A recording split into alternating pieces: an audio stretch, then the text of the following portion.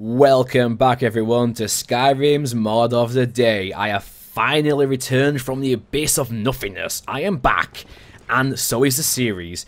It's not going to be daily, it's going to be weekly, but there's going to be a mod at least for one day of the week. So that's at least 7 mods per weekly episode. That's right, so you're getting the same amount of content in one condensed weekly episode, and we are starting this week's episode with immersive horses. Yes, all the mods are called immersive these days, and there's quite a few in this episode that are called immersive. People love the name, don't they? Anyway, this mod aims to overhaul and improve on literally everything horse related in a suitable, lightweight type of fashion. But unfortunately, it's not friendly with convenient horses and other horse mods of the like, so you're going to have to pick or choose on which you actually prefer. Now yes, I did say this mod is lightweight, and that is damn true, it really is. But that does not mean the mod cannot be in-depth, and it is in-depth, which is one thing you know I love. Now let's start with something simple, such as the breeds. This mod adds 5 breeds. One being the Black Fell Pony, which you can get from Whiterun, the Grey Fell Pony, which is from Riften, the Halflinger Horse from Markarth, the Exmoor Pony, located in Windhelm, and the Fjord Horse from Solitude. Now you may be thinking, what is the point of renaming the horses? And that point is quite simple. The author has added separate stats for each horse, so some horses have their strengths and also their weaknesses, which the author has also tried to balance, and they do seem to work quite well, although I'll let you discover those for yourself. Anyway, as a bonus, another modder called Critter Kitties, Realistic Primitive Horse Breeds mod, has been kind of interwoven with this, so all the horses have lovely 2K textures now, and they do look absolutely fantastic. Now, usually when we actually approach a horse in vanilla Skyrim with no horse mods, when you press your mount key, essentially all that happens is you mount the horse, which is kind of bland. Now when you press it, we get a nice little menu, which some of you won't like, but this is a nice in-depth menu giving you plenty of options. Now let me briefly go over these options just so you get the general idea of what they do. Of course you see a top one, which is Ride Fell Pony. This option is of course basically mounting your horse, and of course dismounting. Now it does say claim, that just means you're going to claim your horse. I'll go into that more in a few minutes time. For now we're just briefly going over these. The second option, as you can see, says Follow Me. Once you click this, you can also choose to tell your horse to wait. Now this is really important because we all know for a fact horses can follow us into combat and of course die, which is awful. But again, this mod includes an option which allows all horses to become essential that you own, and again more on that in a few minutes time. We can also choose to open the horse's inventory, which is again useful to see what's inside its saddle, and we can do that while riding or while on foot. Now the next option is called Showing the Stats. Now of course we need to click on this and then press tab or whatever your keybind is to actually see the stats to confirm the action. This is how this menu works. Now once we click on this, you can see we get a plethora of stats. Now remember, this will vary based on your breed like I mentioned earlier. As you can see, it gives level, its home which is its default stable, we get health, health regen, stamina, stamina regen, speed, carry weight, damage rating, armor rating, light armor skill, heavy armor skill, aggression type, and confidence. It's basically everything you need to know about your horse, and it is greatly appreciated. This one is called Dismiss to Whiterun. Now why does it say Whiterun? Well, like you just saw in the stats screen, Whiterun is the Fells Pony default stable. So that's where it's going to go of course, and it's a nice little feature that actually tells you where it's going so you never lose your horse. The last option in this menu of course is called Manage Horses. Now this will matter more once you get a few more horses. Currently this character has got one, the Fell Pony, but let's click on this and you will see the menu. Now we get several options again, it is really in depth like I said. The first one is Whistle, which of course you need the Whistle power mod, which is on the Nexus, which everyone should have because it calls your horse to you. Anyway, by choosing this option of course, it will whistle your current horse, whichever you choose in this menu, currently I only have the Fell Pony, to your current position. So of course we don't need to demonstrate that because most of us know what that is already. We can also choose to tell this horse to follow us around again or wait. Like mentioned before, we can again open the inventory, show the stats, dismiss back to its stable which is Whiterun, but here is the interesting thing. We can choose its aggression and confidence. So essentially, we can change its combat preference, or its combat stance, which would be aggression, right here. So let's adjust this.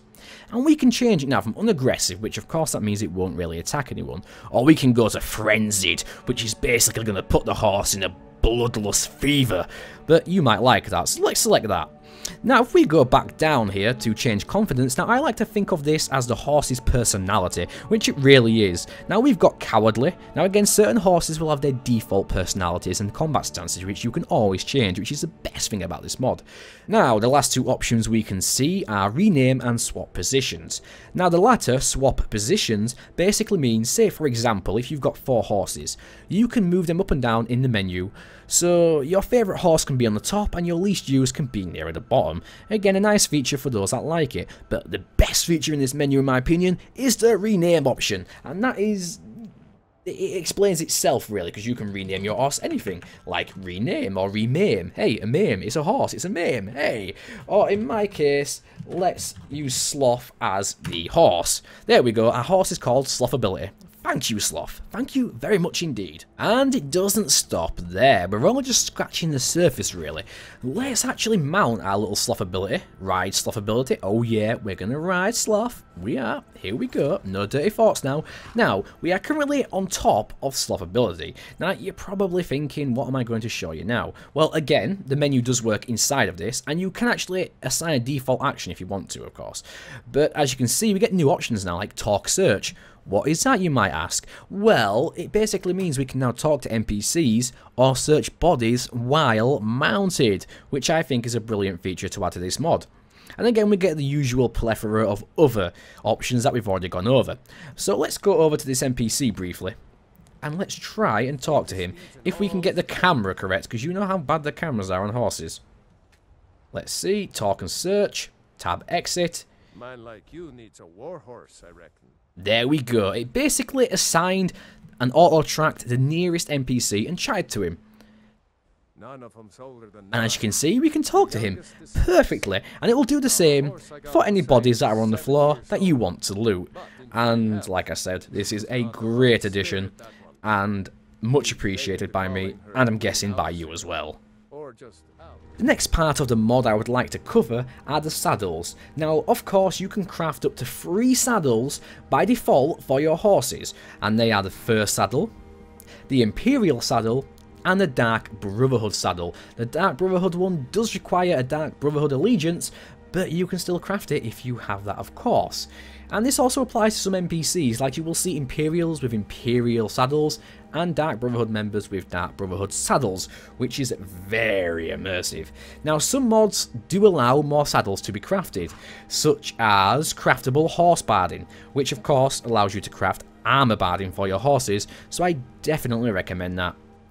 Even the horse's base stats have also been buffed, such as the horse's health, which has been increased by more than double across the board, to make them more formidable in combat if you so wish, as well as their damage, which has been increased by roughly 40 or 50% give or take.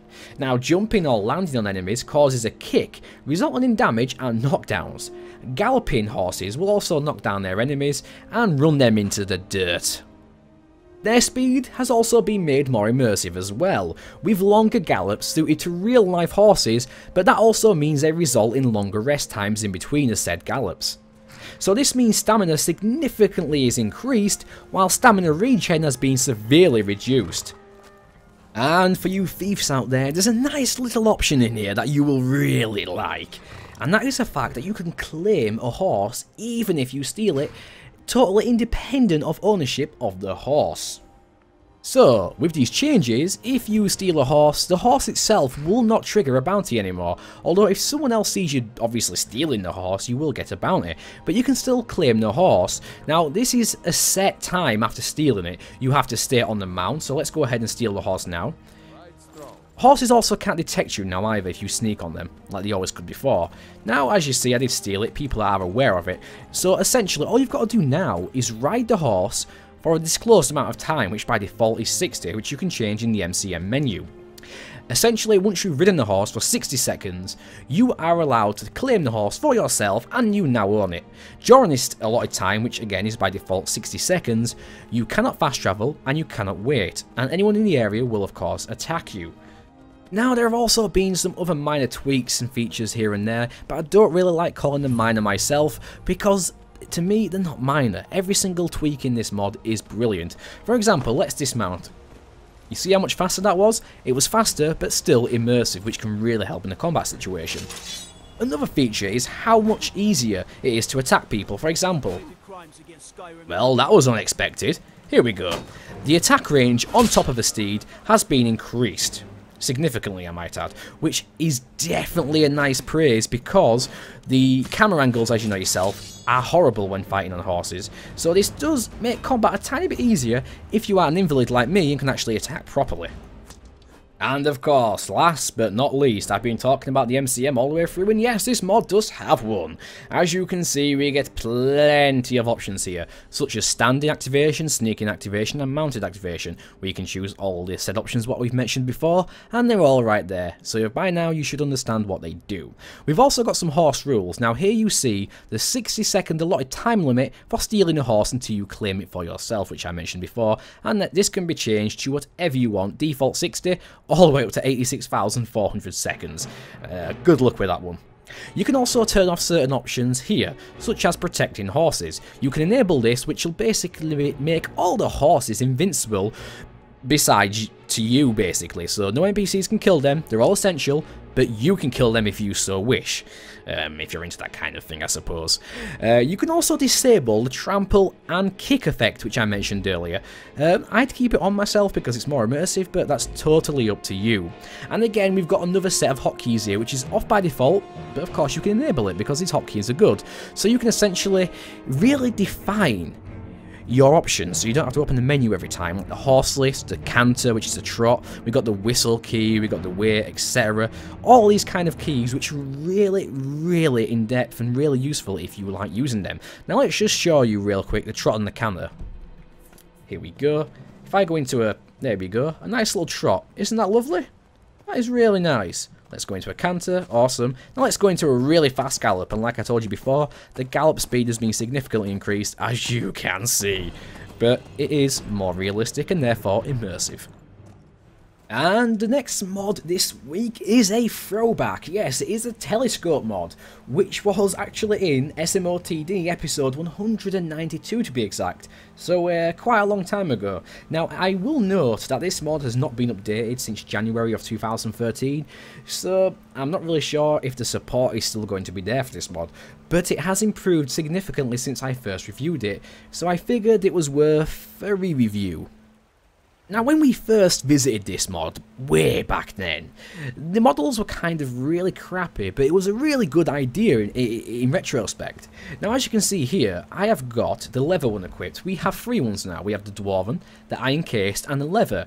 Regardless of the fact that this mod may not be supported anymore, and due to the fact that there might be a slight delay due to your scripts, like I said, your results may vary, they do look really damn good now, and that is thanks to Frank's family, because he's the guy who patched these and made the new, awesome, basically models and the graphics for these, and the textures, so you can thank him for that. And as you can see, they now have weather effects, so if you're looking around in the rain, as you can see right now, or even during the snow, the weather actually does affect the scope now, which is really, again, I'm going to say that word, immersive. And in my opinion, this is worth having. As long as a person who knows what they're doing checks this out, make sure there's no errors inside of it, it's a really good mod which would really help people playing Requiem, for example, because it can help you scout enemies. As for this next mod this week, I do sincerely apologise, please do not hit me. This was a request from a viewer, so it was in my inbox, so I'm covering it just because I like to fulfill requests when I can. It's not my type of mod, but I'm going to show it anyway. Basically, what this mod is called is Animated Fairy Wings. Yes, you heard me, Animated Fairy Wings. Anyway, you basically have to cook up two potions. One called the Mutagen, Fairy Wings, and a cure of the same name. So you can cure yourself, thankfully, if you don't like it. Now let's try and take one of these. There we go. We've got some fairy wings. Now, I will say one thing. The modder did a great job because they do look great texture-wise. The models look great, and come on, they are animated. But for me, I would prefer something a bit, and as you can see, they move faster when you run. Really fast now when you sprint. So yeah, a really good job has been done. Although for me, I would prefer something more manly and strong, such as like demon wings or angel wings. You know what I'm talking about, those big hefty wings. And of course, if you take your potion, you can cure it and take it again, cure it, take it again. It's quite simplistic, and yes, whoever requested that, I've forgotten your name, I apologise, but there is your request. It has been reviewed, as simple as it can be. The next mod this week is a sword mod. You know I don't cover these often, but again, it was a user request. And it is called the Blinkstriker Steelsword. And I have to admit, it does look extremely beautiful. Although, in my opinion, it is a tad bit clean. So maybe the author could make some kind of weathered textures for it. Because, in my opinion, that would really increase its attractiveness to me and quite a lot of other people. Now, you can find this at the Whiterun stables outside on the table next to the actual merchant, or you can of course craft it in the forge. The next mod is possibly my favourite mod of this week, and guess what it's called? Summonable followers, and it is a big one, people, because this mod adds 50, yes, you heard me right, 50 summonable followers for your adventures around Skyrim. And what gets it even better? Some of them can be mounted. That is right, some can be mounted. And the goodies don't stop there, right? Because there is no scripts required, no SKSE, none of that. But unfortunately, it does require Dawnguard and Dragonborn because it uses some of those creatures, of course. Now, you buy the tomes from Farengar in Dragon's Reach. He sells them all, basically. And so do, apparently, some of the spell vendors, but I have not verified that. If you want to see them all in one video, just like my Immersive Weapons video, just post a comment down below, post enough, and I will make it in my nice usual cinematic style for those type of videos. And you will get to see them all in action, although it won't be a short video, right? Anyway, once you get them, you can basically cast them, which is really good. And again, some of them are mountable, some of them aren't. Let's, for example, choose the Iron Spider right now, which is a mountable mount. Mount my mount creature, here we go. Let's cast it right here. Here you go. We've got our Iron Spider. Now, despite my hate for spiders, here it is. And look at this. It is disgusting and beautiful at the same time. Although this little critter, did I call this guy little? Am I crazy? Is not the easiest to control. And yes, it can sprint, as you can see, and it cannot jump, actually. I just tried that for the first time. It didn't work. But he does have kind of a faster kind of... Oh, God, that is disgusting. Let's move on, shall we? I can't stand this no more. Here comes the penultimate mod for this week, and it is called Detect Levers. In Skyrim, in the vanilla game, we had a spell called Detect Life. Now, doesn't it make sense that a spell sword or a mage should also be able to detect levers? In my opinion, it really does, and an author has made this mod, thankfully. It is finally here, and it really does make sense if you play one of those characters. Now, as an immersive player, and I know there's loads of you out there as well, we don't like fast travelling because it's not lore friendly, it's not immersive, right? But the Elder Scrolls Online introduced a way of doing that which fits within the lore, and that was called Wayshrines. That has inspired an author on a Nexus to make this mod, and I really appreciate that author. You don't understand how much I appreciate you right now. I love you, seriously, and I'm sure other people do as well. Anyway, this adds 14 across Skyrim and Dawnguard. Although Dragonborn and the new lands such as Falskar aren't currently supported, but apparently some are on the way for them as well, so you're in luck if you use those. But don't be thinking this is a walk in the park, because it isn't. There's no map markers, so you have to literally find them yourselves, and you have to find each one before you can travel to them. So if you find one, that's great and all, but you need to find another one first, and you're going to have to mark them down on your map and remember where you found them. It is literally that immersive. So if you found one, for example, near Solitude, and then travelled to the one near Morefall, that is good. Remember where they are, and you can use them. But you can also use one from Solitude all the way to across the map essentially. Anyone you choose, as long as you have discovered them first. And they also come with a great little animation as well when you're teleporting. It's literally a wonderful, wonderful mod. So that wraps up this week's episode of Skyrim's Mod of the Day. I really hope you enjoyed its return, and I would really appreciate some feedback in the comments down below or a private message on how you enjoyed the new format. As always, like or dislike the video depending on your preference. If you do dislike the video, however, it's always good to leave a comment down below to let me know why you actually disliked it and leave some constructive criticism rather than being a simple troll. But whatever, be what you please. And don't forget to go on the Nexus and actually endorse mods that you liked from this video. Don't forget to send me some suggestions for mods you want me to review in the link down below, or should I say the description down below, or what the hell, PM me. And guess what, guys? There's another episode coming next Tuesday, and it's going to be on Tuesday every single week now. So I will see you then.